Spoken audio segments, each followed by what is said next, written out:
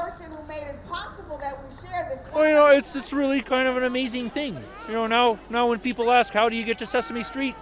I just point right over there.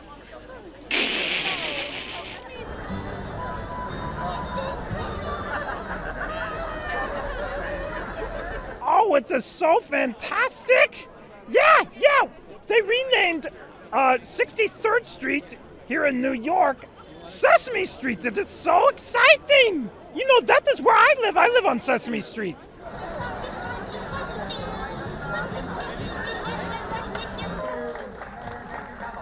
you, all of you who came out.